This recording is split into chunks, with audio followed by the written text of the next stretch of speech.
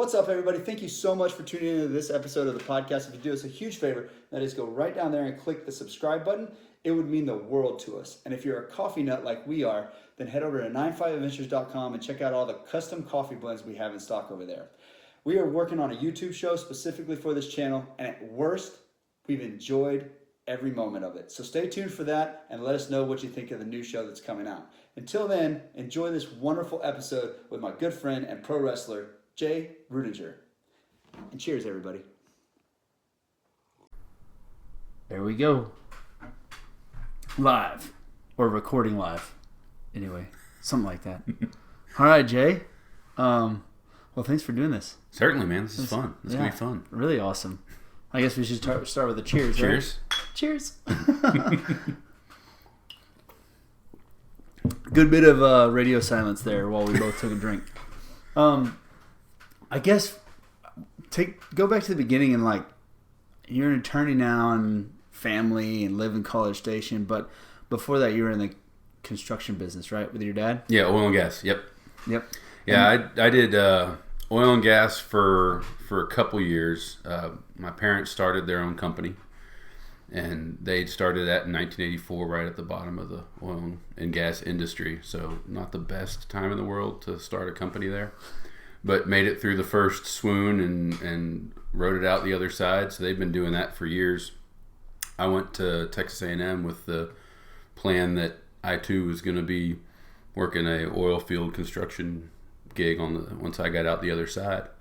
So I graduated from A&M with industrial distribution degree and had somebody hire me there and was working for my folks' company, kind of helping out as my dad had some health issues and kind of picking up the reins here and there and doing what I could to help keep things moving for a couple, 3 years.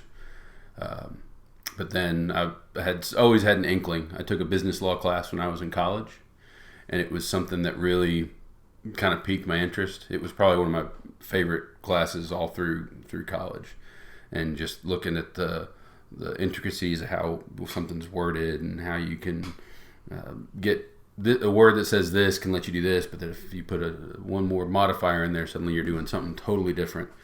And I remembered having arguments with people about what said what, and I loved it. I could argue. I knew I'd be wrong, and I would argue just to have an argument. Perfect material. Exactly. I mean, it was great because it was an opportunity, and I do it today, and my wife hates it. Is I will we'll get into an argument, and I'll take side A, and she'll take side B, and I'll win the argument with A, and then I'll switch to side B, and she'll be on side A, and I'll win the argument with side B. And by the time it's over, she's just, I'm done. I quit, and it's no fun. And when they don't want to play, but I really loved the arguing side of it. So when I got out of A&M, I thought, give it a shot, give it a go, and see. And you have to take the LSAT when you get out, and everybody in our classes was taking the GMAT or the MCAT or the LSAT, something like that they were looking for moving forward in their education. And I signed up to take the LSAT, and I took it the day after I got back from my honeymoon, and the score reflected as much. So how much studying went into it before the honeymoon? Well, none. And I took the study material books in our suitcases on our trip, sealed in plastic, because I was sure that I'd have some time to study somewhere. And they came back sealed in plastic, and I just sold them back to the bookstore, returned them to the bookstore unused, got a refund on it because clearly it didn't help. So I my first foray into law school, I applied, and a couple schools said, hey, that's real cool. We're glad you want to go to law school, but maybe another law school is more your speed. So I just kind of put it on the back burner and got my nose down and started working at the shop and doing what I could do there. So I was doing all of our purchasing and payable stuff, but it just kept kind of nagging at me in the back of my brain that this was out there, and I'd always enjoyed doing it, and it wasn't that I wasn't enjoying what I was doing, but you're looking down the barrel of 40 years of grinding, and it wasn't something that made me get out of bed every morning excited to you could see your future.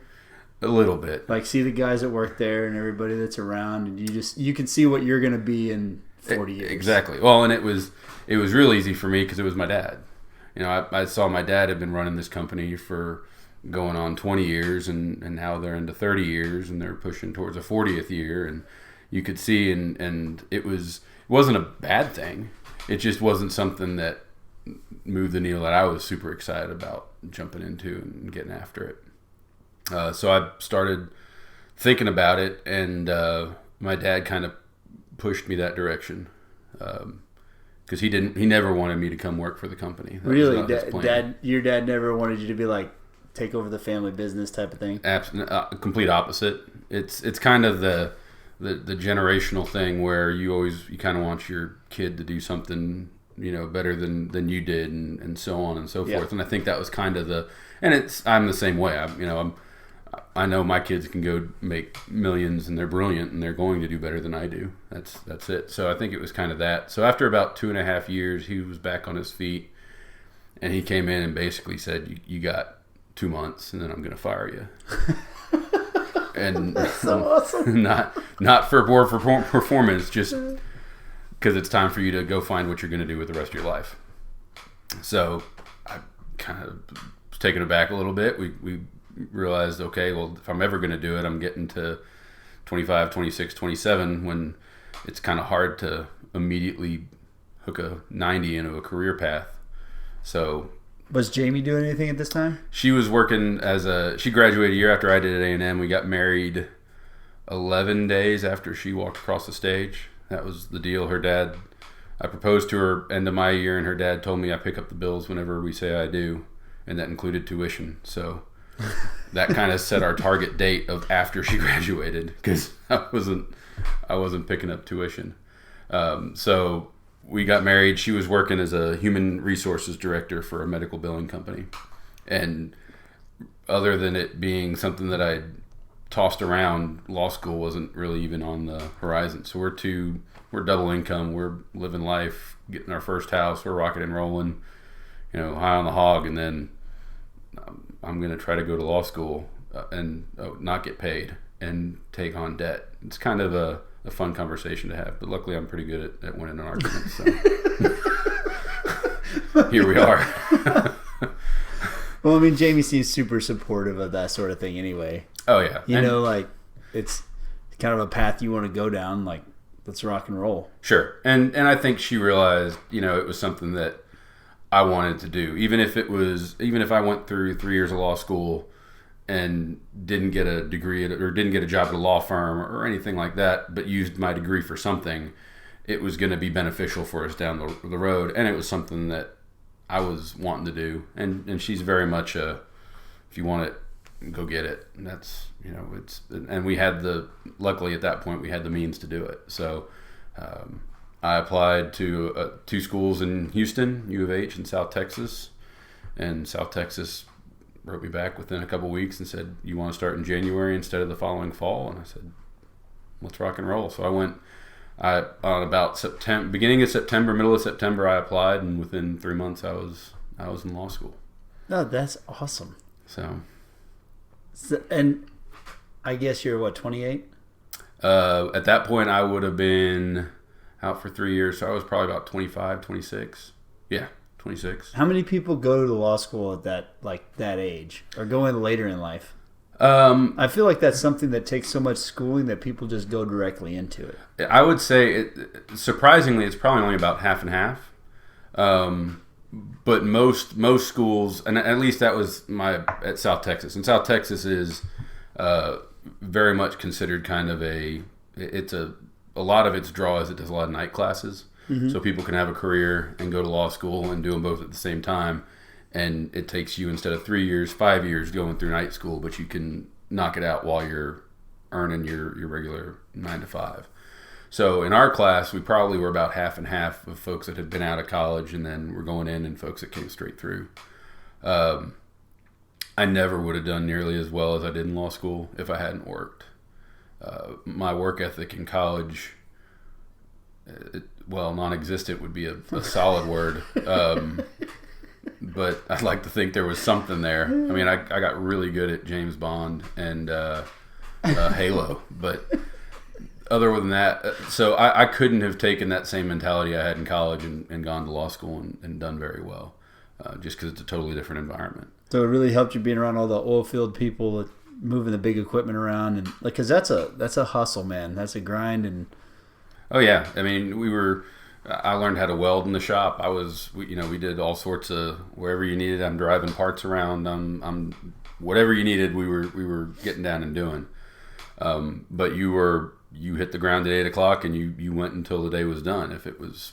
If we're busy, we're doing 7 to 6, and you're just blowing and going. When you're doing school and you have 4 hours worth of class and 2.5 hours worth of homework, suddenly you're done at 3:30. You're like, oh, that's easy. Yeah, this is a piece of cake. I don't know why. Why did I have such a problem with having to go to class when I was in college? When you look at it that way, so I mean, if you treated it like a job, which is kind of what I was doing, because Jamie was getting up and she was going to her job and doing her stuff, so I'd get up when she did and go down to school early and do my reading and stuff for the next couple days and just really try to keep on top of it. And it kind of created a situation and a way that, and with some guys that I studied with, we just went after it. And because all of us we hadn't come straight through college. We'd all worked for a while. I think you also realized when you got older that if you went straight through college, you were still in school. You were having a good time. You were having fun. You were waiting to become an adult. We were all adults. We'd already lived a hard 9 to 5, 8 to 5, whatever it was job. This wasn't school and fun. This was an opportunity for us to get a bigger meal ticket at the end of it for our families. The pressure's there. Exactly. It wasn't just us. We were married, or we had one of our guys had his daughter during our first set of finals. I mean, there was something there, and you're late. You're late to the party. These kids they got 3-4 years on you when you get out into the real world. So you're having to show them why they need to hire an older guy that's coming out as a 1L. Granted, it's only 4 or 5 years, but why this guy is a first-year lawyer that you want to hire at 30, then going and getting the kid who's 24 or 25. Do you think it helps you being in the business too, talking to people and being around so many people and doing, like, whether it's practicing your arguing or just doing business with people once you became a lawyer? I think so. I mean, really being a lawyer is, there's no secrets to it. We look up what the law is, we read what it says, and we give you an idea of this is what we think will happen based on your facts. It's nothing different than a guy who's quoting a landscape job, who comes to your yard, looks at it, sees what you want, goes back, runs his numbers, and says, hey, here's what I think it's going to cost you. Here you go. Now, our scenarios have generally a little bit more oomph to them than grass in your backyard, but it's the same kind of thing. We're just selling services to folks.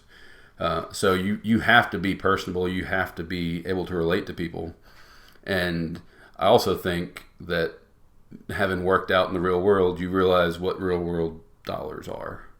And when a company's spending money on legal services or anything else, they want something back. When you've never had that experience in life, you don't know what it's like to have somebody charge you $5,000. When we're working on it and somebody charges you $5,000 for a steel headache rack, and it comes back and it's just a piece of crap. Now, I paid $5,000 for what? Yeah. And you're fighting with the guy, and you get to the end of it, and you're getting somebody else to try to fix it, and you solving the problem, and you're just pissed off that you got gouged by this guy for $5,000. You realize that happens everywhere. So when it comes time later, you're not wanting to charge somebody for work you're not doing. You don't want to charge them and do a shoddy job on it. So I think it just kind of gives you a little bit more experience or a chance to see it from the other side for what we're doing on our side. And then clients keep you, word of mouth spreads that you're a good attorney, and so on and so forth. That's the hope. So you graduate and become an attorney. Yep. And you don't have kids yet. Nope. We're still double income and blowing and going. And I started at a firm called Lock Lord down in Houston, and it's a big firm. We had 200 and some odd attorneys in our Houston office, so it was a a big old place, 5-6 floors on a big skyscraper in downtown Houston. So it was went straight to the big leagues from rookie ball. It was quite eye-opening. I just had an interview the other day with a prospective employee for our firm, and he asked, what's the one thing that you would tell somebody who's just getting out into the field from law school? And I said that you're as dumb as you feel. You don't know. I mean, it's terrible, but it's you law school rarely teaches you how to be a lawyer. Well, how do you know? Like, I just had this conversation yesterday, and you only truly gain your knowledge once you start applying it and you get the experience. Like, once you get experience, that's when you really figure out. That's when you really learn. Oh yeah, and that's what you realize. I mean, I told the kid that I remember the first day I get to my office, I'm excited. I get there and I sit down and I'm like, I don't know what to do. I've never done it. I don't know how to check the email here. If they told me to do anything in the email, I don't know how to do it. Write discovery requests. Okay. I know what those are from my law school book. I don't know how to write them. I've never had to write them before. You know, once you kind of realize law school is there to get you to pass the bar, and there are courses that teach you practical application as you go, but it's designed to get you through the bar. And when you realize that the bar is just a giant exercise in legal malpractice, because you would never actually have a client sit down across from you, tell you the story, and you tell them the exact answer without looking it up, because that would be committing malpractice. Once you kind of realize that that's all that those 3 years are for, is just to get you over that hump, to show that you are a critical thinker, you are able to do this kind of job, now go out and do it. And you learn on the fly. You know, the first assignment that comes in, I need you to draft a motion for summary judgment on an easement. Great. Here's the case. Here's the file. Go after it. Perfect. Get on Google. What is an easement? And you just start at the basics and work your way through it. And, you know, when you're done with that, I know what that is now. I can file that away in the memory. Now let's get on to the next thing. And you just start building that knowledge base and building that experience. And, you know, there's not a week that goes by that somebody doesn't ask a question that I have no idea what the answer is. But I'll go look it up. I know where to find it. That's part of what I've been trained to do. I can go find you the answer. Give me some time and I'll get it taken care of. Or I'll give you an opinion on it. Just sit tight. I think, like, problem solving seems like one of the big things with attorney. Like, to be a good attorney is you can always kind of figure it out and make it happen. In some form or fashion, yes. You know, there's always... Rarely are you going to find a situation where you see no outs. The outs might not be great. Your options might not be fantastic, and it might, you know, you might be, you know, spitting into the wind at times. But there's always something out there, and you can fight and you can claw and you can, you know, stand up for your client and try to get them what they need to. We have a joke at the office. There's some people that are glasses half full. Some are glasses half empty. I'm a there's no glass kind of guy. It's just everything sucks. So, you know, everything sucks. I find the worst case scenario, and that's what I'm going to think. That's what I'm working towards, because that's what's going to happen. Huh. And it helps because every contingency I've thought of as we go through each step of how things are going to go sideways, how we're going to fall off the rails, what's going to happen here, how this is going to happen. So when it actually comes through, we've thought about all these pitfalls that we've run across and potholes that we've hit, because I knew they were coming, because that's just my mentality. My boss is much more optimistic. So he's always ready to go right in. This will work the first time, and that's never gonna work. This is gonna happen, or this is gonna happen, or this is gonna happen. Just wait, and then we'll figure out answers to those. So when one of those happens, if it happens, we got it all figured out. So it does create a bit of a pessimism that comes with it, but it's a healthy pessimism, if that's. Well, it sounds more or less of pessimism than a proactive. Like, you're starting at the bottom. Like, what is my worst case scenario? Okay, now what's the next step to not get that? Okay, so that's a win. It's still bad. And then what's that? You build like layers upon layers upon layers, and so it's like how to. It seems like you're preparing yourself to know how to react if this guy pulls this stunt, because you would pull that stunt if you were on the other side. And that's true. That's a good way of putting it. I think it is. It's a maybe pessimism isn't the right word, but a just preparation of planning out every false step. It's the Doctor Strange idea of seeing all the various outcomes and seeing which one you want it to land on. Yeah. Not claiming a special power or anything like that, but something like that. Yeah. And honesty is so important. Like in a case that we had with our food service stuff, I mean, you're given all this false hope by some people, and then when the bottom drops out and something that you didn't expect happens, then it's like, oh, it's a huge letdown. Yeah. And so, like, to be honest with somebody and to tell them what the actual, like, this is what could happen in this situation, then you feel more prepared and comfort as a client. Sure. Well, and I think if I don't do that, I'm doing a major disservice to somebody, because it's the ability to practice law isn't a right; it's a privilege. It's a privilege for us to be able to do that and serve people, and it was something for me that I've really enjoyed here working with the firm in College Station. Is I get to take on smaller businesses, individuals, and you get to represent them in an arena. And they're smart people. They're really bright. They're professors. They're business owners. That if I was to go into their arena, I'd want them representing me because I don't know anything about it. That I have the honor of representing them in an arena that they know nothing about. And they don't know anything that's coming. They don't know any of the tricks or the tips or anything like that.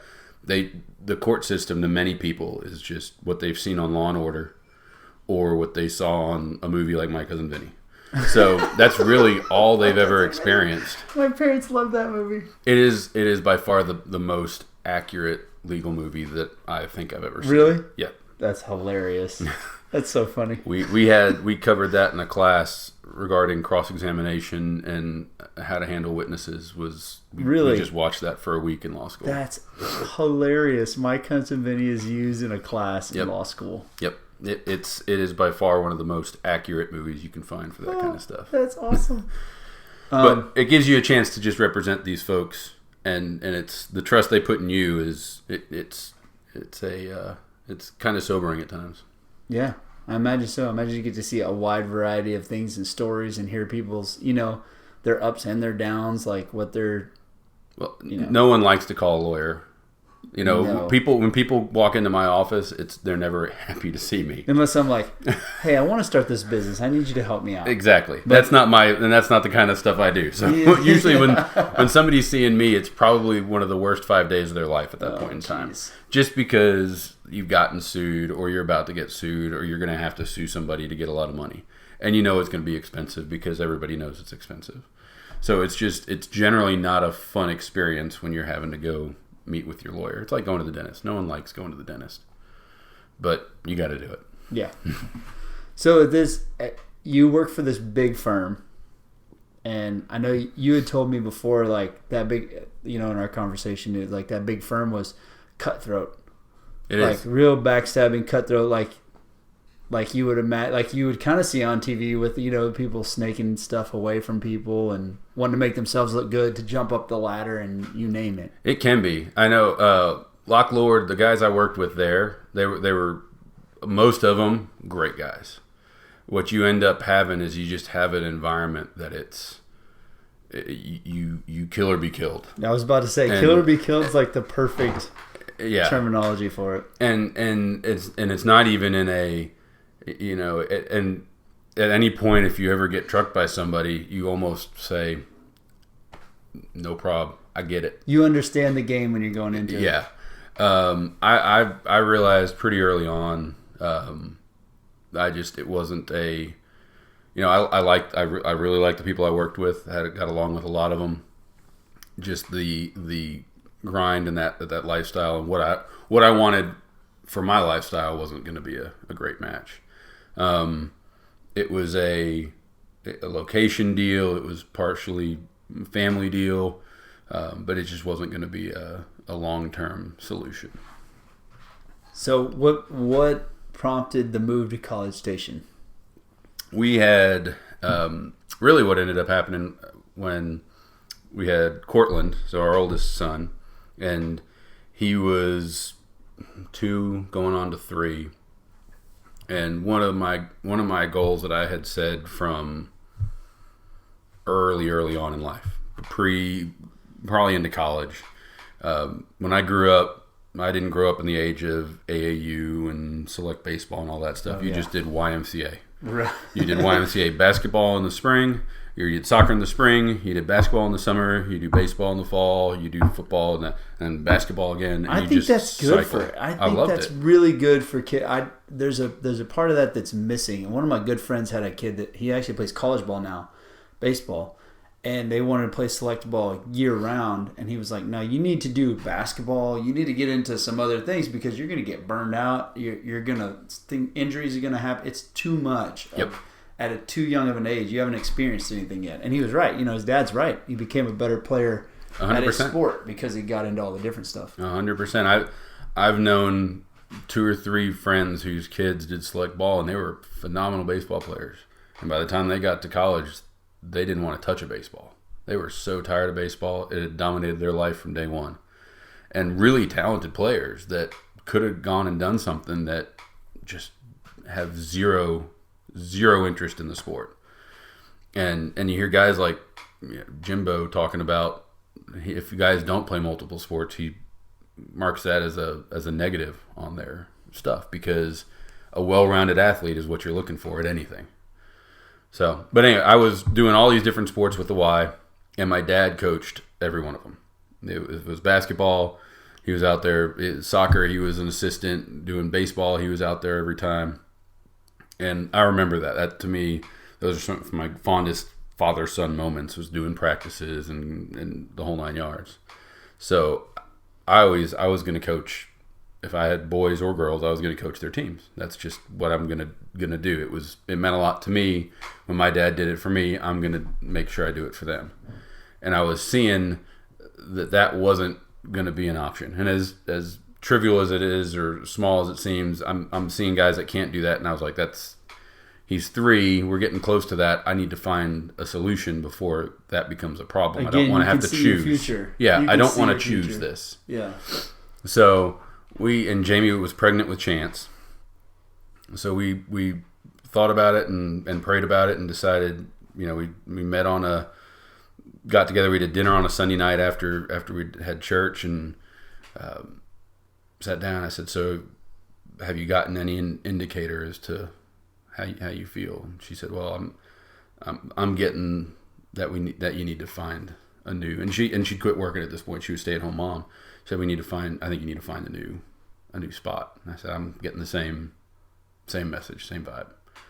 So I said, I'll get tomorrow morning, I'll dust off the resume and we'll start applying. We were living out near Tomball, so I'm driving 90 minutes to the office each direction. And it was, that kind of windshield time it'll kill you. It'll kill you. It will, man. And and that goes kind of into the calculus of that same deal. Guys that live downtown that could run across the street or go 5 minutes to get into the office is a totally different ballgame. Yeah, but then they're working more, and they can't make it to the baseball fields. Yeah, exactly. Everybody else, that's rush hour traffic. By the time they're getting done in Houston, there's no way. Yep. So I was decided, fine, we'll see what we can do.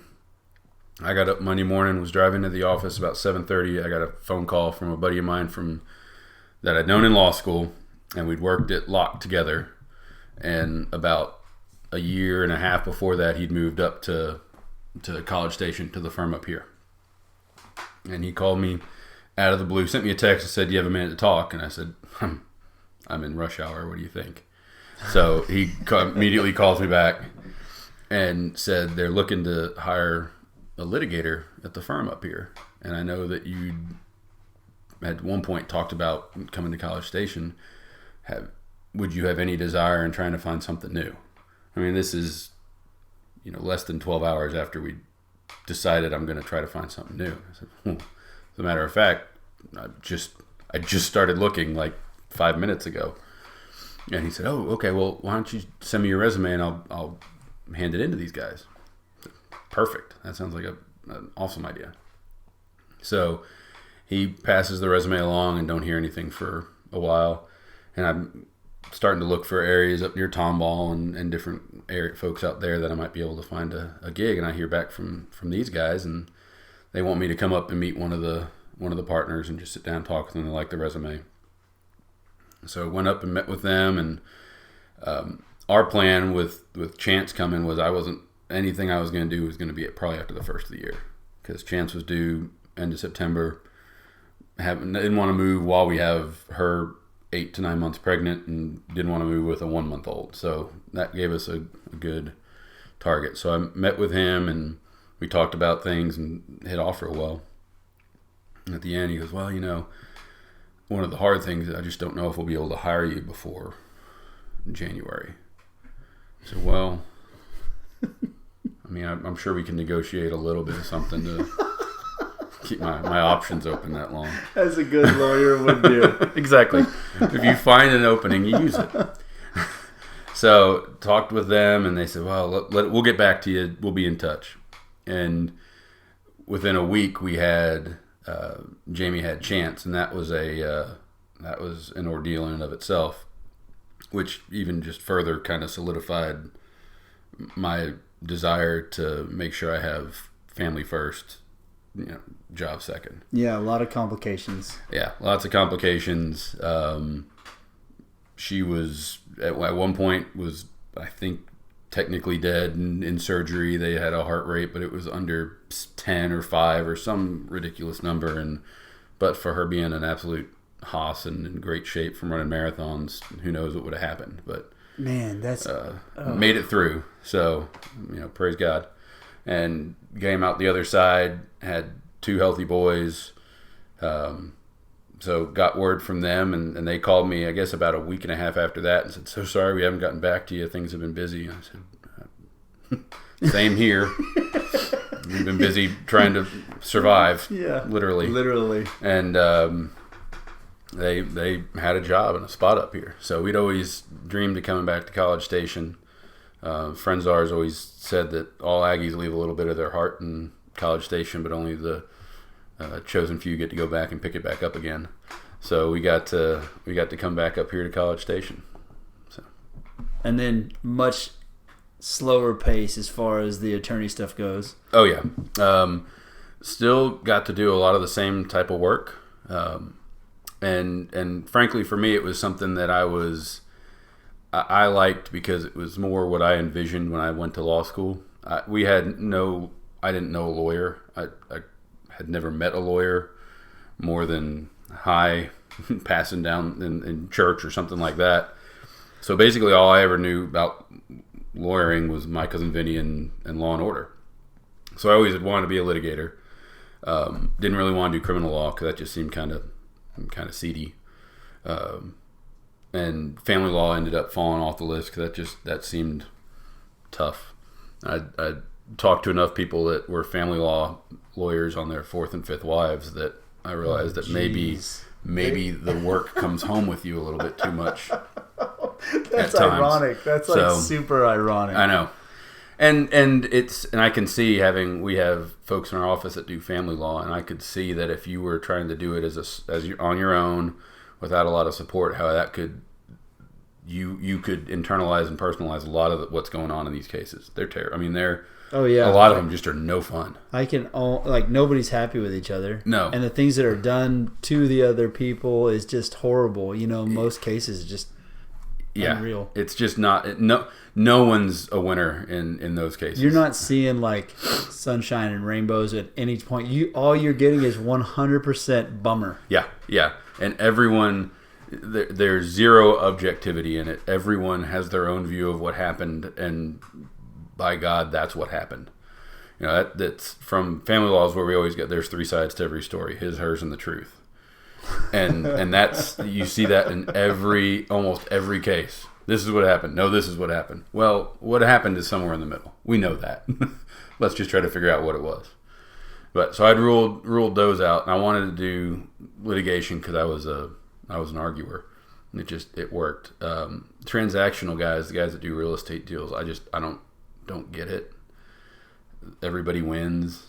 Everybody gets along. They sing Kumbaya and stuff down there. Not enough arguing. Not at all. To me, life is a giant scoreboard.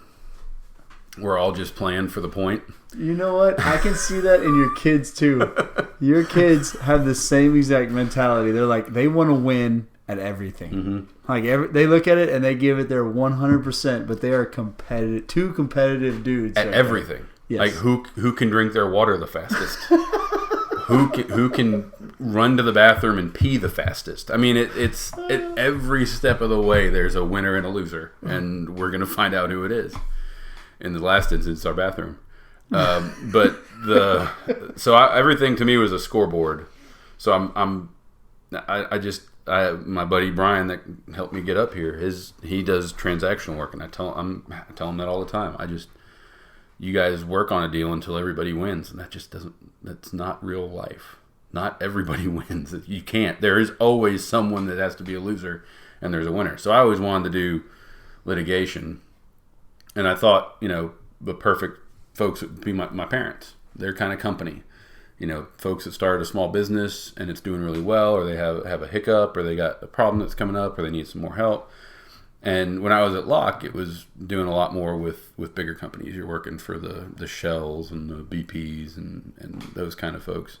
And not that, the stuff they're doing isn't big time. I mean, theirs is on... Totally different, though. It's millions and billions of dollars. It means way more to a small business when there's a bump in the road than it does to a Exxon or a BP. Exactly. I mean, that's just the truth of it. Yeah, I mean, and that's... And to me, my impact...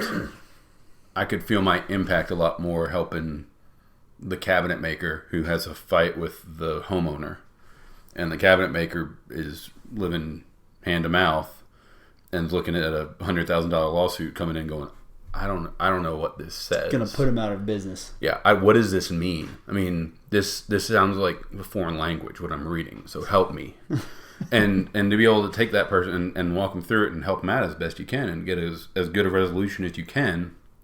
Is really what I envisioned being a lawyer, and part of that's growing up in Tomball, it's a small town. But a sense of purpose, gives you a sense of 100%. purpose, like you're actually doing some good, helping people one way or the other. 100%, and that was that's part of the reason I think I've really settled in up here is that, I mean, you're still blowing and going 8 to 5, 8 to 6, working long hours still. The drive's a whole lot shorter than 90 minutes. Yes, it is. And it creates in the firm as an atmosphere. I coach T-ball. T-ball practice starts at 5:30.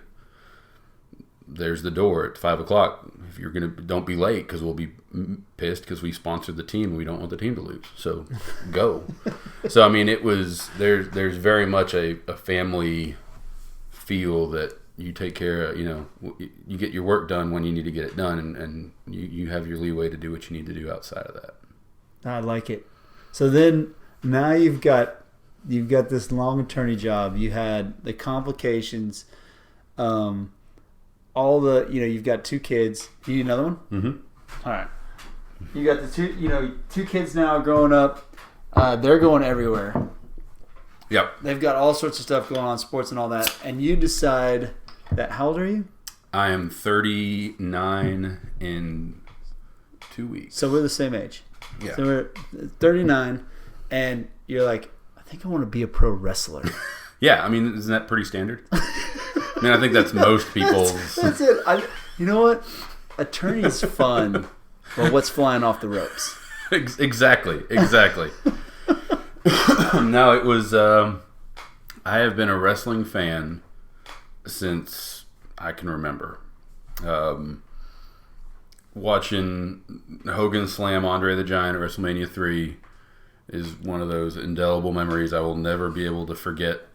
Where you were when this happened, kind of thing. So I've been a fan forever.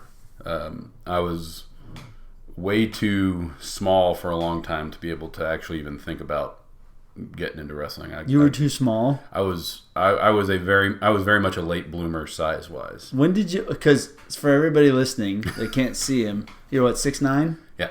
6'9".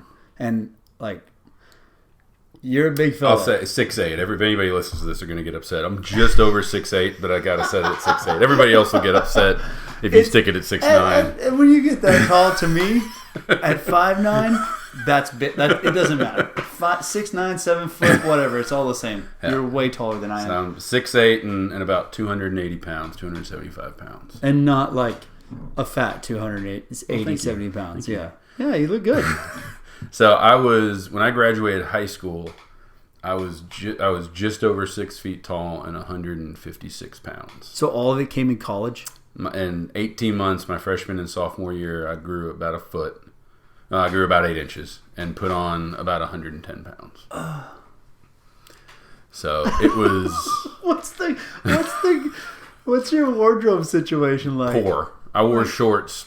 Starting in about November of my freshman year, I just wore shorts because I went and bought new jeans at one point, and then within 4 weeks they were high waters. That's insane. 4 weeks. Did you know what was going on? Were you like, dude, I'm growing? Yeah, everything hurt. I mean, I woke up every morning, just every joint ached. My back hurt, everything. I mean, it was... I played as much basketball as I could just to try to stay loose, just to move joints around because they would get so bound up at night. And then consuming food became a passion more than a hobby at times. So my folks had bought me the meal plan down at the cafeteria, and I ate enough Salisbury steak and meatloaf that I was like, we gotta branch out because this is awful food. And so I lived on campus, so I could hit the Subway on either side of campus pretty easily, or the McDonald's on either side of campus pretty easily. So I was doing, in hindsight, I still can't believe it, I would eat 3 footlongs for a dinner, or for dinner. Yeah, like just for one meal. Yeah, and then I was eating 4 or 5 quarter pounder meals in one sitting for a dinner or a lunch. One of the claims to fame, we went to CC's, and we had them actually give our money back, and ask us to just leave and stop eating the pizza. Oh. You won. Yeah, we did. We called that a victory. You definitely won. They came back and handed us each $8.50 for the $7.99 buffet and said, "Please, just don't come back." Dang, they had to be watching you just sit there and eat. Oh, we probably, if I was to guess, we'd probably polished 15 to 16 pizzas at that point in time. Jeez, please. So it was fun. It was a learning experience. Lots of fun. My mom, I was going through so much money. My mom's pretty sure I was either buying alcohol or drugs. Because I was buying food left, right, and center. They didn't notice when they saw you, but your dad's a big guy. Yeah, and and that was he was about 6'7", so it wasn't. They do that thing where they measure you at like 6 months and 18 months or something like that, and determining on what that is, they give you this nice broad 6-inch range of you're going to be between here and here in height. I was supposed to be between 6'6" and 7 feet, so I was always just irate because I was 5'10" in 6th grade, so I was the tallest kid, and then so you grew. Everybody just blew past me, and then you stopped. Yeah, and then you shot up again. Yep. I was very much an extremes kind of grower, apparently. So I mean, I went to try out for basketball my freshman year, and the coach was like, "You're a point guard." I'm like, "No, I'm a center." He goes, "Not at 5'11". Like, well, yeah, I can't dribble. I've never had to dribble in my life. I always just stood under the basket. Well, if not for me, you're not. And I said, well, then I'm just going to save us all some time and go ahead and leave. Let me see. I'll see you in about 4 weeks. Yeah. Don't worry. Well, I'll come back. Yeah, I'll come back. So I was always a little bit on the small side to be able to do anything. Like, I never played football. I never did any of that stuff just because it was not in my size. I was a beanpole when I was tall, and then just never could put any weight on. So it was we were, massive backyard wrestlers. So off the trampoline, flying elbows left, right, and center, but that was about the extent of it. And then backed my way into a setup up here where a buddy knew a guy who knew the guy that owns the Lions Pride Sports, and I met with him, and one thing led to the next, and I can add professional wrestler to the resume now. It's so cool. And I've told you this already, that I'm not a fan. Like, I've never been a fan of wrestling. I'm more of a fan of the talking before, then the actual wrestling comes on. I don't care about it. Like, I know that's fake. I'm real big into mixed martial arts. I love the fighting stuff, the real thing. Been to plenty of those real fights. I love that. But the fake stuff, I'm like, there's no, like, I can't stand it. I don't like it. But I love the Ric Flairs of the world and the Hulk Hogan's and the Macho Man's, where the talking and the antics is fun to watch. Sure. And then I'm volunteering at that camp up in Dallas, and your opening show, like, you debut here in College Station, and I drive back to make your debut, and Kim's already there, and I get there, and my daughter knows every single one of the backstories before every wrestler comes out. I'm like, how do you know all this? I sit down in this crowd of people, and you have fireworks for your outro, and you have these videos that play on the screen beforehand, of interviews, and then I see the first match, and I am so entertained. I know it's fake. I know it is, but watching it in person and the stunts and being able to play along with the play, I think that's part of it. Like, I'm laughing because I know I'm not vested in whether one person wins or loses, but I'm having fun cheering for them. I had one of the best times. It was actually some of the most fun that I've had watching that wrestling match. Yeah, it's not fake. It's choreographed. Okay, correct. I will correct you on that to the end. I gotta do it. You are correct. By fake, I mean by outcome. It is choreographed, but you're really flying. The Texecutioner, I have to say, for anybody who doesn't know, look up the Texecutioner. This dude climbs up on the ropes, and he's a big guy. And he just flies and lands on people. Yep, Super Tex. I think he's Super Tex. He's Is lost. that his name? Yep, Super Tex. I think he's lost some weight. He's down to about 350, I think now. Yeah, so he's not 6'9". No, he is not 6'9". He's a little bit short. He's a little shorter. No offense to you, but you were nope. really entertaining. I will say that. And you're athletic as all get out. Oh, it was surprising, and it was one of those things kind of in the back of my head. I knew, because having watched it and seen it, and I've gone to events that the WWE puts on. I've gone to independent shows in Houston and around the area, and those guys, I mean, they're athletes, and the stuff they're doing is athletic. I didn't realize how taxing that can be on you until you start going through and laying yourself out onto 2x12s. And bouncing and hoping you land right and that it doesn't hurt like you wouldn't believe. So it was eye-opening the first couple times I went down there to train, to see the realism side of it. Because I even told them when I got there, I was like, you don't need to put me on a show. I don't care if you don't want to. I get it. I'm 38 going on 39, and I'm probably not your target market for who you're looking to build into the next big star. Yeah, the future's not there.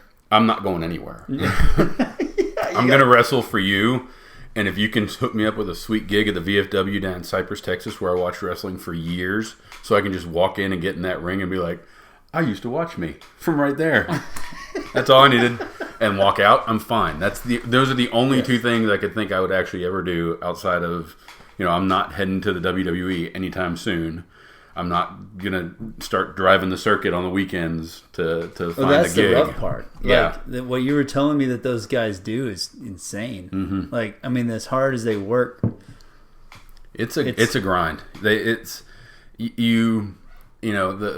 folks that are doing it on the shows like Lions Pride and going to Texoma Wrestling and some of those others. You can equate it almost to minor league baseball players. They aren't making the $5 million. They're not making the $10 million. These guys are making, between what their take home and their merchandise, they're hoping they can clear $600-$800 a night, and then move to the next spot and try to do that the next night and pay move all to the their next own spot. expenses. Yeah, they paid the gas money to drive there. They paid whatever food they got there. Maybe they can talk them into handing them a beer over the bar for a great show at the end of the night, maybe, but that's about it. And they're doing it for the love of doing the sport. Because they were huge fans back in the day. They loved wrestling just as much, and they want to see it. They want to see it grow. And the hope is that you can find a couple of those guys, as Lions Pride does with their school, and try to find a couple of those guys that you can launch off into stardom, because they're out there. You just got to find them. Well, Lions Pride puts on an awesome show. For everybody in those, I'll give a shout out to Lions Pride. They put on a really good, entertaining show. It's high quality. Everything looks good. It's put on, it's run smooth. Everything looks like it's all the details. The I's are dotted, the T's are crossed, all that stuff. It doesn't look sloppy at all. No. I've seen a fair amount of independent wrestling shows, and it's not a biased opinion, but I think they're one of the best, if not the best, that I've ever seen put on. There's some schools down in Houston that are owned, like Booker T's school that he has down in Houston, that has their kind of clout that they can do that kind of stuff. But the degree that he goes to make sure that the shows are in top notch with 3 screens and the video packages and all the lights and all the sounds and each guy gets his own song coming out. There's an entrance with a curtain with the whole 9 yards. It's WWE light, and I really think the wrestlers appreciate it, because I've talked to some of these guys that go to some of these shows, and they walk to the back and they show you a list of, here's the 10 songs we have tonight, which one do you want to come out to? And they go to the most senior guy who picks his, and then they go to the next guy who picks his, and they go to the next guy who picks his, and if you're last, that's your song. Sorry, you're coming out to Madonna. You get some seniority, sucks to suck. And their entrance is a PVC pipe ring with a shower curtain on it. And you move that to the side, and you come walking out onto the gym floor, and the boombox is over there playing your song, and the two lights are in the corner shining down, and it looks rinky-dink. And that to me is when you kind of like, these guys are doing it for the love in those shows. When you come to one of the Lions Pride shows, the fans are into it because of that atmosphere. You feel like a professional. You feel like a professional when you're treated like, you're like, oh, this is what I saw on TV, because it really is as close as you can get for setting up in just this small venue of seeing that, and they do an incredible job. Yeah, and it's and you see it, like some of the guys that come in, they'll pull out their big moves for the Lions Pride show because they know that the video is going to capture it right. The camera folks walking around are going to get them good still photos of it, and it goes onto their promo cards because they know that it's going to look awesome, because they have 2 cameras roaming around. They got the steady cam up at the top, and they got one that's on the other side. So the footage of what you're doing is going to look really, really good. And you see that in the video that they put out on YouTube of all the matches and stuff afterwards. Their production value is just through the roof. So how's it feel at 38, though, 39 years old, training to become a wrestler? Hurts. You walk into the attorney's office and you guys limping around or achy? So far, I haven't. I tweaked my back once, and I think as we've called it in the industry, I got my bell rung a couple times. I've learned that it's not a concussion unless you go to the doctor. So we just call it getting your bell rung when you do that. 0-2, Exactly. So it was an interesting conversation that I had with them before I started, because I told them, I've been working on getting a new client in, and I'm going to try to do work for this wrestling company. And they said, great. And I said, well, I'm also going to work for the wrestling company. They said, are you going to ring announce? I'm like, not exactly. It's going to be more hands-on, a role of a wrestler. and most of them were get after it. If any that were hesitant were, it's fake, right? Like it's. I just want you to make sure you know this when you get into it. Did you correct him? I told them all. It's not fake. It's choreographed. But it was it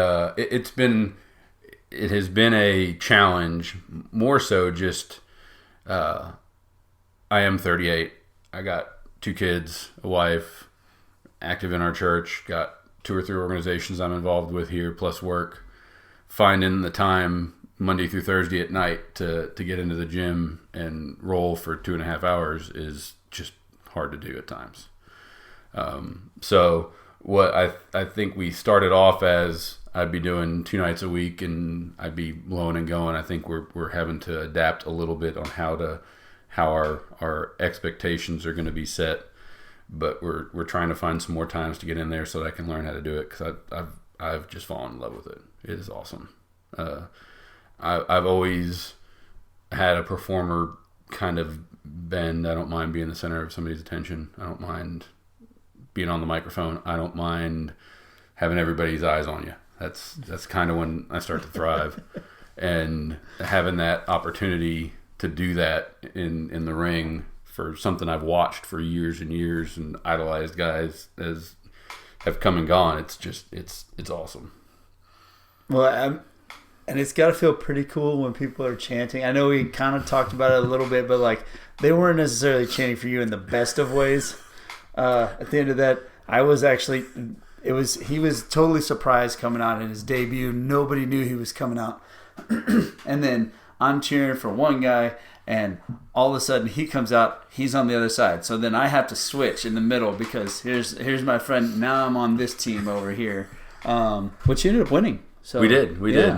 I mean, I had a pretty big part in that. Yeah, you did. I don't want to brag, but I mean, you're kind of the reason somebody else has the belt. That's all the way. He can claim it all he wants to, but and that's okay. That's okay. Look, he's the young buck. He's going to be the one that's going to be, and I will tell you, I truly believe that he's going to be on TV, before the next 4 or 5 years. He was quite an entertainer. He is really good. An entertainer. He is going to be a megastar, I think. I don't think that prediction from the end of it was too far off. I think he's got all the qualities of being phenomenal if he wants to. But it's, it was I come in and, getting to be a bad guy, is awesome, because I told them, they were concerned, are you going to be okay being a bad guy? And I said, it's easy, because I say whatever I think instead of thinking about what I say before I say it. So I have all those things already going. I just am usually able to stop them before they come out. Now I can just go unfiltered and we're fine. You can have fun. Yeah, exactly. Yeah. And so getting to come out, jumping in the ring and trying to be this monster of a guy who's screaming and hollering and snarling and not smile while I'm doing it was really tough, because all I wanted to do was just be like, this is the greatest, not the greatest day of my life, sorry Jamie, but it was at the end. I had a buddy ask me, he said, what was that one of the top 5 greatest days of your life? I said it was getting married and my 2 kids and then my wrestling debut. He said, in that order. And I said, I'm not going to rank them. I don't want to do a disservice to any of those 4, so I'm just not going to rank them. To any of them, you don't even insult all of them. Exactly. I don't want to make one of those 4, so we're just going to say they're all number 1. But it was kind of surreal. It was one of those things. It's not like I never saw that coming, because the Rudy side of the story of he never thought he'd make it onto the field for Notre Dame. It wasn't ever that. It was until July or June, I never even had an idea that I'd ever be able to step into a ring. So just the idea that I was there, I told Jamie that the 12-year-old Jay just was screaming inside like a little girl. Isn't that fun though? It was awesome. Isn't it fun to do it? I rollerbladed. I was really big into that, and from 15 to 17, there wasn't a day. Didn't matter if it rained or not. I found a spot. I had them on. It was so much part of my, I lived it. I still watch videos to this day. I've never stopped watching things and seeing things and just dorking out on this. So it's like the little kid in me that used to jump like BMX bikes and that skateboarded and did all that stuff. I picked it up after like 18 years and I get back on him. It's like, oh, there he is. There he is. There's the guy that smiled and had fun, and it falls and it hurts, but it's like, man, I love it. Mm-hmm. Like when you love something like that, it just makes all this, like, it's so enjoyable to get that little moment where you can go back and be like, I'm 12-year-old Jay flying from the ropes. Exactly. Boom. Exactly. Just to be able to go, kick somebody in the face and choke slam on the mat. I know it sounds like just atrocious and terribly violent, but I mean, just to be able to have that moment, and and I have to big hat tip to the owner at Lions Pride for booking me in a spot in the biggest match his company's had in 2 years, in the biggest storyline that they've ever had. There's somebody came up to me before the show and said, there's making your debut, then there's making your debut, and then there's doing what you're doing. So I mean, it was quite a deal to be able to be a part of that and able to tag along. So well, now you have a storyline all created. Exactly. And your kids loved it. I was sitting right behind them. And like I said, one time I tapped him on the shoulder, like both of them. I went over to him and was trying to say hi. They were laser beam focused at that stage because they didn't know when you were coming out. They didn't know what the storyline was. They didn't know any of that. But they were like, I'm gonna miss it if I turn away. I know my eyes need to stay right here. Yeah. They are, in our house. I made wrestling is we get to watch wrestling. They say some words we don't get to say in our house. They understand that, but it's. They have loved it as much as I had, and to see, the older one, Cortland, getting to watch it when I was watching it at his age. They get to see it a whole lot more now just because of access to it. I was trading VCR tapes and trying to get highlights from Memphis wrestling and Tennessee wrestling and Georgia wrestling and Florida, but. It was it was a big deal to be able to watch it, and then for them, and one of the other things, and I've told this story before, but I was asking the boys just before I got started into it one day, just one of those dumb dad questions that you ask your kids every now and then. What do you want to be when you grow up? Just see what they answered. And Cortland, as a kid after his own heart, asked if he actually had to work. I told him, do I have to do something? Yeah. I told him I didn't plan on making quite enough now to let him not have that problem. So he said, well, whatever, I'll be a lawyer, I guess. And was resigned to that fact. And Chance was going to be he's going to do body work on cars like his grandpa does. So I said, none of y'all want to be wrestlers? And they said, Dad, not just, no one can just want to be a wrestler and be a wrestler. You got to be somebody to be a wrestler. And 3 days later, I'm talking to this guy on the phone about working for him and being a wrestler. So it was a good life teaching experience, if nothing else, for them. Of like, hey, there's no limit to what if you want to do it and you want to work after it, get after it. If you want to, get in the ring, go find somebody that'll train you and get you in the ring. We went a couple weeks ago up to the gym to work on something for our coming match in December, and the boys wanted to come along with me, and we finished up our stuff, and I let them get in the ring, and they're doing flips off the top rope onto the crash pad, and they're doing big leg drops and belly flops and all this stuff on there, and just having the time of their life. I'm like, man, what I wouldn't have given at 6 or 8 years old to be able to go in there and jump around a wrestling ring. And that's like, you get to 10, 11, 12 years old, you're going to be in this gym learning how to wrestle with Coach Houston, getting it on. So let's start. Don't be scared of the top rope now. I'm terrified getting up there. That's super damn high. But you know what? You guys get up there now and figure it out. It won't be nearly as scary when you get around to it. Well, I mean, the lesson that, like, really your whole life, if you like listen to your story, it's like whatever you've wanted to do, you've kind of done. Mm-hmm. Like whatever you've thought, like, hey, I want to be this, you've kind of just done that. And at least, especially when you got older, like, it's kind of funny that you did that when you got older. You're like, oh, look, I think I want to be a lawyer. Yeah. You know, and then you're a lawyer. And then you want to have more time to spend with your kids and slow it down. Well, then you go ahead and do that. And then you want to become a wrestler. Well, I'm a wrestler. You know what I mean? It's a lesson that I think a lot of kids can learn, that I hope our kids know, is that no matter what stage you are in life, no matter what part, if you enjoy something and your heart's in it, pursue it. Yeah. See where it goes. Well, and it kind of dovetails with, you don't want to, I didn't want to have regrets at any point. There have been times in my life where I didn't do something, and not just an event, but hey, you have an opportunity to do this. Do you want to do it? I'm like, nah. And then after, like, man, that was stupid. Because what's the worst thing that could happen? It could have flopped. Okay, I failed a lot of things in my life. That's going to happen.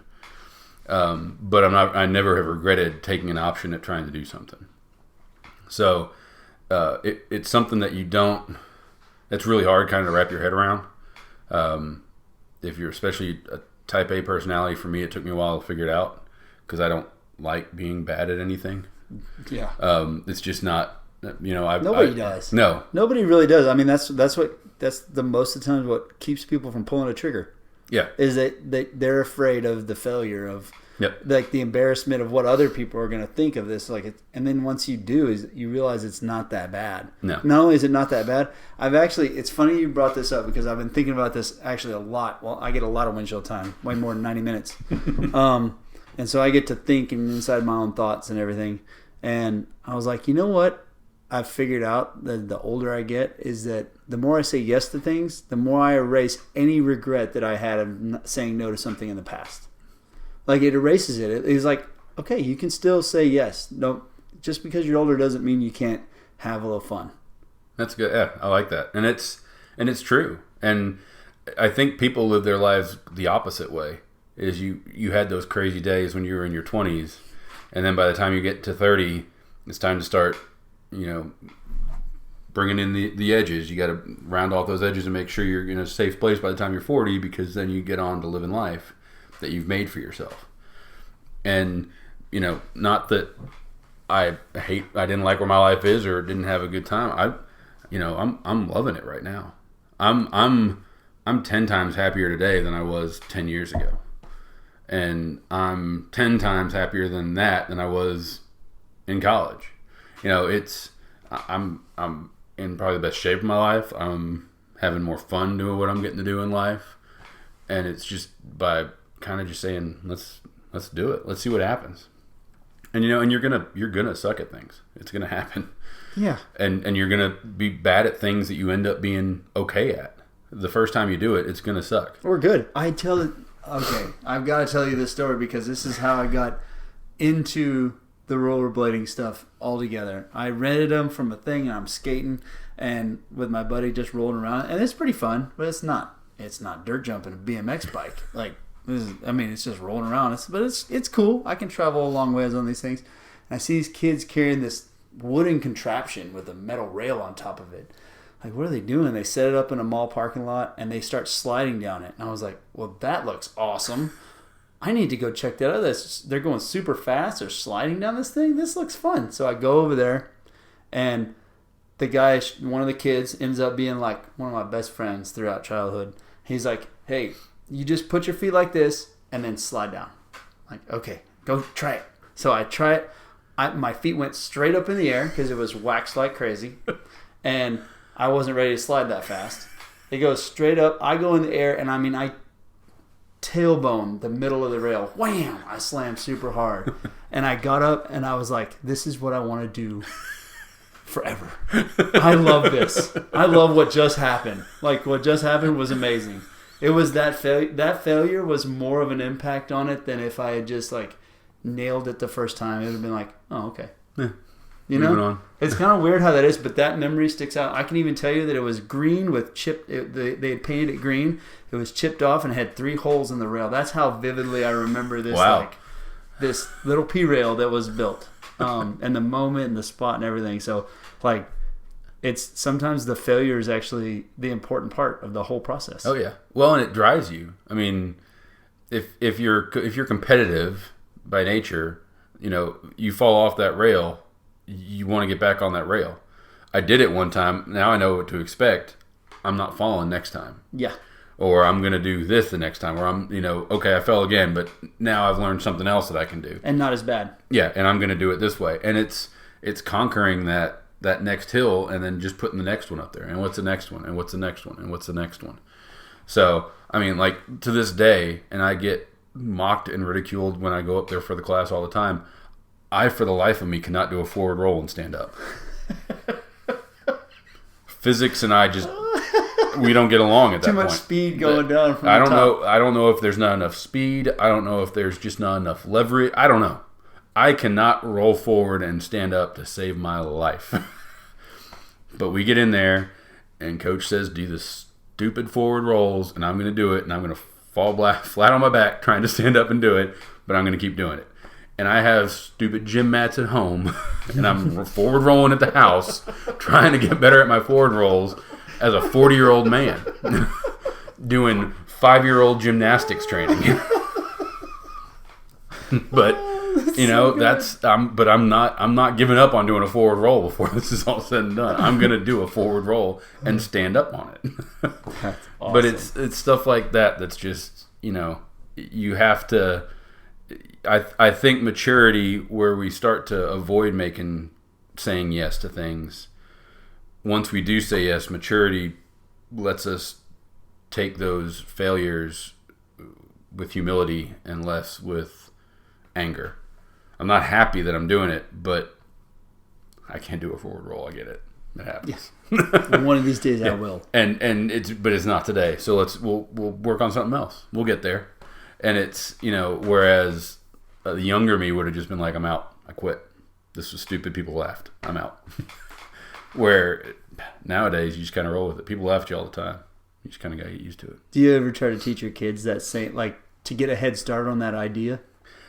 A little bit. I'm kind of hoping life lends a hand, because it's hard. I mean, that's just a hard lesson to conceptualize for somebody. It is.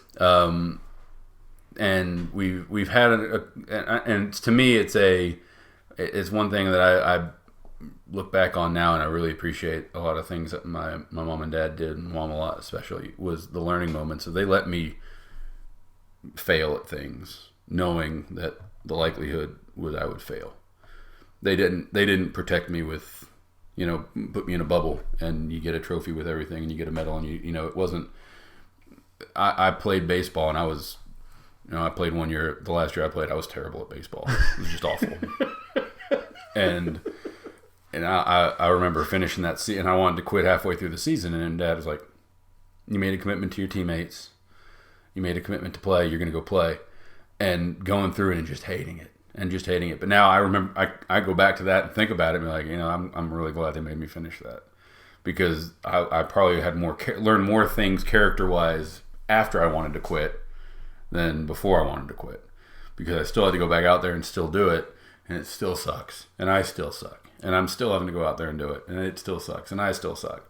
But when it was done, I was like, I completed something. I finished. I was terrible at it, but by God, I got to the end. But you didn't quit. And I got to the end. Yeah. And I can say I played boy pitch baseball. Boom. Dad, I'm never doing that again. I agree. That was terrible. I agree. You were awful, son. Yeah, we're never doing that again. You're right. Yeah. We're not making that mistake twice. So, but it was, stuff like that I think you learn by trying things. So, like the boys had they had their skateboards in the house yesterday, which is just a bad idea in general. Oh, it's yeah, but no. But yeah, I get but it. they did. We had them on carpet, so at least that was less. And I walked around the corner at one point, and Cortland was trying to do a kick flip, and he got the kick and the flip. But the board went flying. And he just landed just smack on his stomach and knocked all the wind out of him. And he's trying to cry, but he can't because he can't breathe. And we're trying to get him calmed down. And after I was like, hey, do you want to try it again? No, I don't want to try it again. That's terrible. Like, you need to try it. I said, I know you don't want to do it right now, said, I want you to try that again. I said, you had everything right except just execution. It's hard also to do this with a straight face at times. Yeah, I learned that as parenting, just 100%. in general. And I said, but I want you to try it again because you'll learn. You learn something from this try, and you're gonna learn something from the next try. And then that little son of a gun, says, oh, like the guy that invented the light bulb that failed 80 times before he invented it. How do you? Yeah, something like that. Sure, yeah. Little smartass. And I said, yeah, it's same kind of thing. And what did he say when he did that? Now I'm going to flex my intellectual muscles on my 8-year-old. He said he learned 79 ways how to not do it before he figured out how to do it right. Crap. He bested me one more time. I was like, exactly. You've learned now one way not to do a kickflip. Let's try a different way. So today I get the call that, hey, the boys are in there working on their kickflip, and Cortland wants to tell you he thinks he landed it. It's not a kickflip. We're still working on what an actual kickflip is. Yeah, but it's getting back on that and riding it. Exactly. Then you don't create that fear of falling again on that thing. Yeah, and just fear of failure. I don't want him to be afraid of doing something wrong. I don't want my kids to feel that if they do something wrong, I'm going to think less of them, or I'm going to think, oh, I can't believe y'all did that. That's not something I ever want to have for them, and that's why I'm glad to be able to do the wrestling thing now, because they're getting to see me flop around. They're getting to see me, and at some point I'm going to lose a match. Yeah. And it's going to happen. And they're like, "Well, why would you do that?" I'm like, "Well, that's what happens. Sometimes you win, there's a winner and a loser, unless you do transactional law. There's a winner and a loser. And sometimes you're the winner and sometimes you're the loser. So it's just life, boys." So it's there's some lessons that have come from doing this that I'm appreciating now, that I can try to pass along to them at an early age, at least. That's awesome, man. Well, let everybody know. How can they find all your wrestling Sure. stuff? LionsPrideProductions.com is the website for the company. It'll have all our shows and stuff on there. Our next event is going to be in Houston, December 7th, which is Christmas with Krampus. I believe it's Xmas with Krampus, if you're Googling it, by the Houston Zombie Walk. I will be portraying Krampus in our event, but we have a loaded card, so I'm going to be fighting Santa Claus. This just sounds amazing. It's going to be a knockdown drag out. I think I'm probably just going to beat him. Let's be honest, it's Santa. He's a fat guy in a red coat, so it's not going to be that hard. I'm just gonna run around and he'll be winded in like 3 minutes. Then it's all set. That's all she wrote. So I think Team Krampus is gonna come through on that one. But then December 13th at the gym in Bryan, you can look it up on there. It's right behind Blackwater Draw, right down from the Ice House. We're doing a free show. So Friday night, free wrestling, free boxing, partnering with the I think it's the Bryan Boxing Club. Oh, that's cool. And doing a toy drive. So look for stuff. I think bring in some toys and have a good time. We're going to donate them to some organizations here in town for Christmas stuff. So they do usually 5 boxing matches, 5 wrestling matches. Oh wow! Spread out. Good show. So 2 wrestling, 2 boxing, 2 wrestling, 2 boxing, wrestling, boxing, and knock it out in a couple 3 hours, and it's a good time. So and then watch. We're just planning our stuff for the next year coming. So keep your eyes open. There you go. Watch out for Lions Pride Wrestling. All right, Jay, thank you very much. This was awesome. Man. It was a great time. I had a blast.